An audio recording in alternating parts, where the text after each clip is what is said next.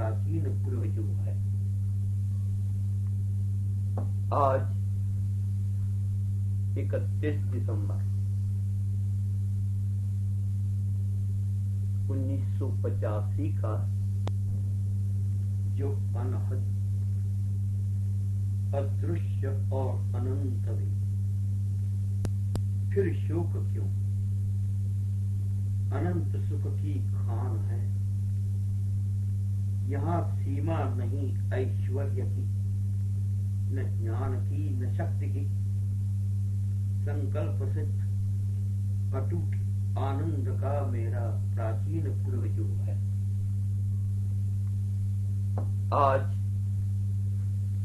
31 दिसंबर 1985 का यह अंत दिवस है।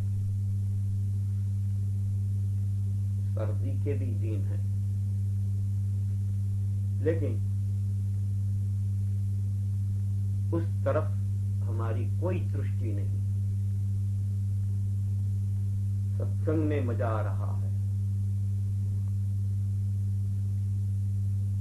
आप सुन रहे हो और मैं बोल रहा हूं।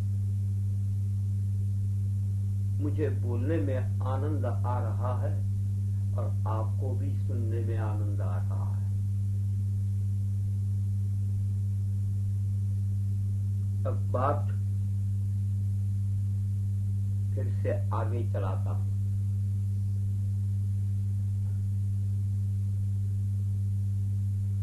कुंडलिनी का प्रबोधन कोई नवीन वस्तु नहीं है। कुंडलिनी का स्वरूप क्या है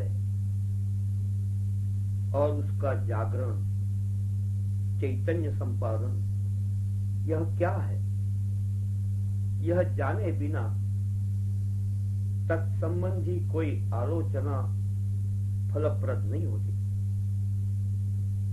कुंडलिनी को आधार शक्ति भी कहते हैं।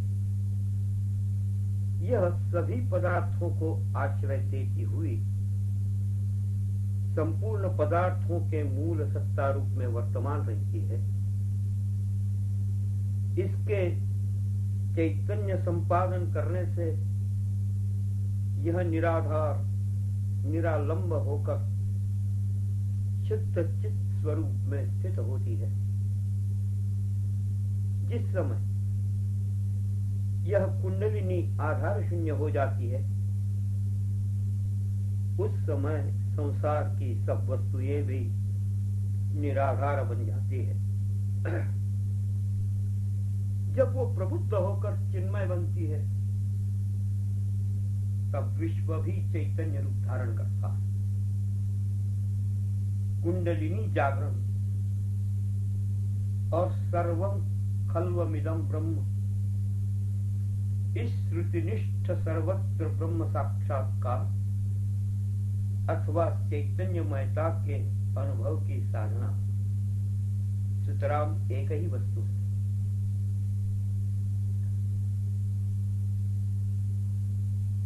कुंडलिनी का केवल नाम मात्र लेने से पूरा विषय योग विषय है ही बन जाता है। इस प्रकार की भ्रांत धारणा कतिपय जनों की होती है। केवल भक्ति तथा वेदांत की परिभाषा से जो परिचित व्यक्ति है, वे तो कुंडलिनी शब्द सुनते ही भड़क उठते हैं। किंतु इस प्रकार इस विषय से उदासीन बनने में कोई अर्थ नहीं। यह तो एक स्वाभाविक प्रयोग है जो स्वभावतः सहज ही बनता। वेदांत में कर्तृत्व बोध का विलय आवश्यक माना जाता है। यानी मैं करता हूं, मैं भोगता हूं, इस प्रकार की भावना या बोध, उसको कर्तृत्व बोध कहते हैं। अब ये मैं, उसको निकालना इसको ही मैं कहता हूं कर्तृत्व बोध का विलय। और ये बड़ा आवश्यक माना जाता है। पूज्य दिनकरनाथ कहते हैं कि यह जो कुंडलिनी जागरण है, यही कर्तृत्व बोध का विलय का नामांतर है। और कुछ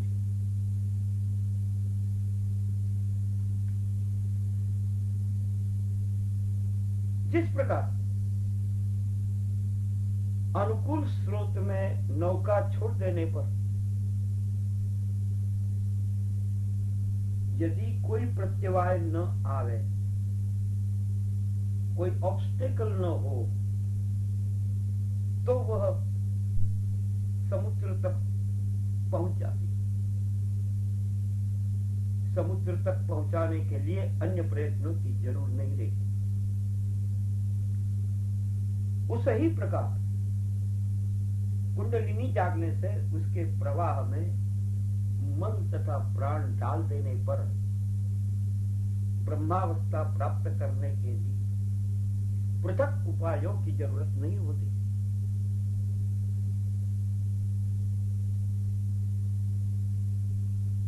ये केवल हिंदू शास्त्र में ही है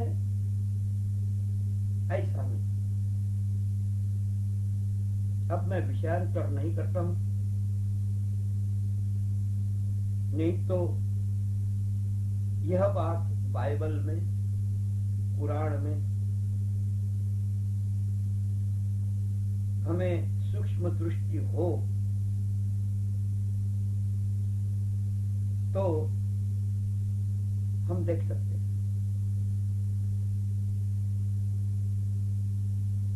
बुद्धदेव शक्ति संचार पूर्वक शिष्य को ऊर्ध्व स्रोत में स्थापित करते थे।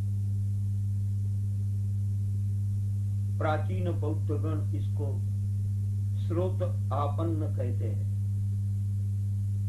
इस स्रोत को प्राप्त हुआ जीव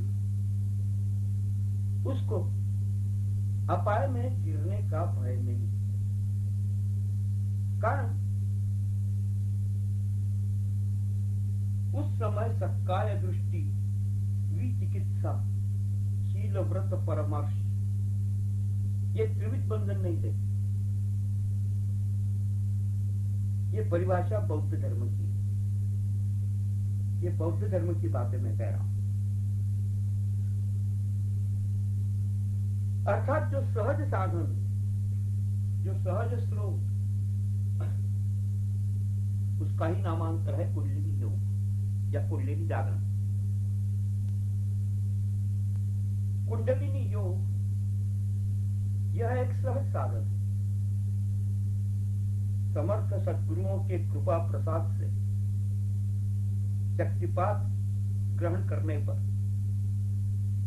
यह स्वयं सिद्ध साधन साध्य को प्राप्त करता। शिवावस्था पूर्ण साक्षात्कार स्वयमेव होता है।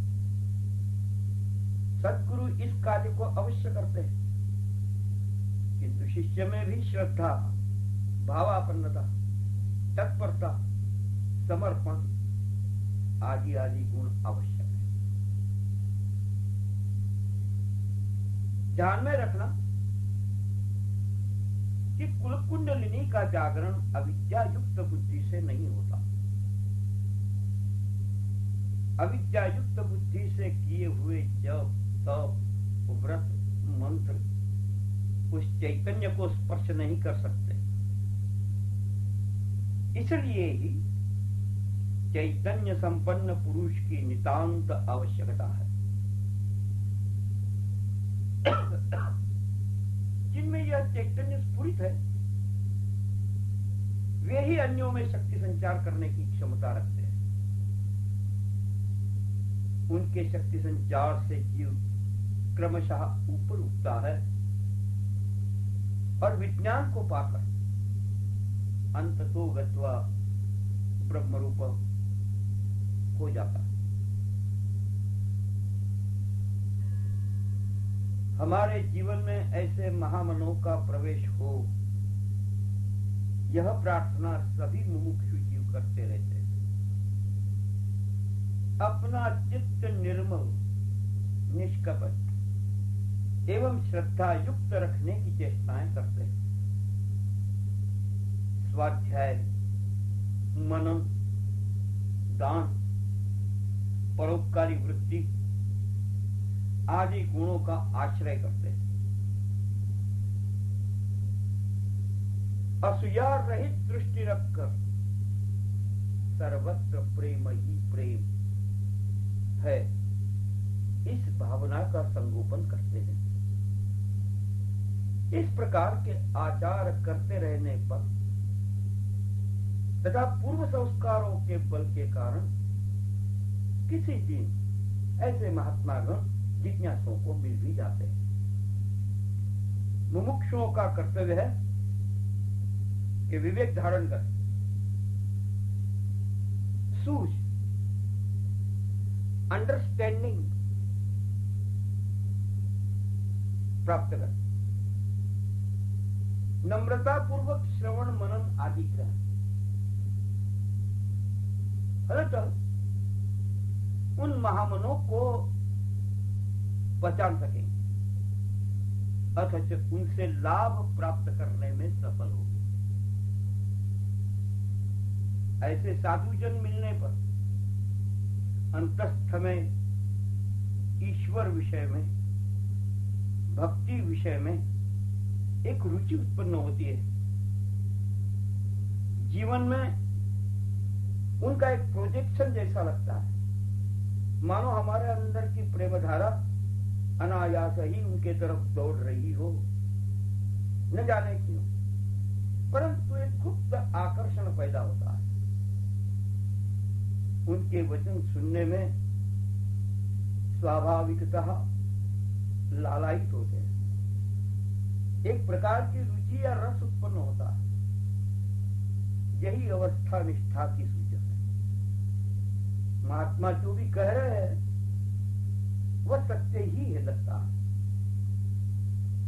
उन महामनों का आचरण निष्पृही प्रेम स्पंदन से भरा हुआ, ईर्ष्या, द्वेष, लोभ से मुक्त होता है।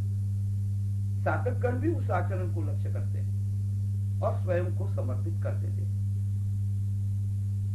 ढोंगी, पाखंडी, लोभी, अति प्रवृत्तिशीलता वाले साधुगणों का अवश्य अस्वीकार ही करते हैं। इस प्रकार धीरे धीरे वे अधिकारी बनते हैं। कुंडलिनी शरीर, मन और प्राण पर अपना निजी प्रभाव डालती है। उपरोक्त परिणाम जो मैंने वर्णन किया वह शक्ति का मन ऊपर का प्रभाव ही है। फिर प्राण के ऊपर परिणाम शुरू होते हैं, जिस कारण साधक दिव्यनाद, सीटी, वेणु, भुक भुक, तंत्रीनाद, इस प्रकार के दिव्य नाम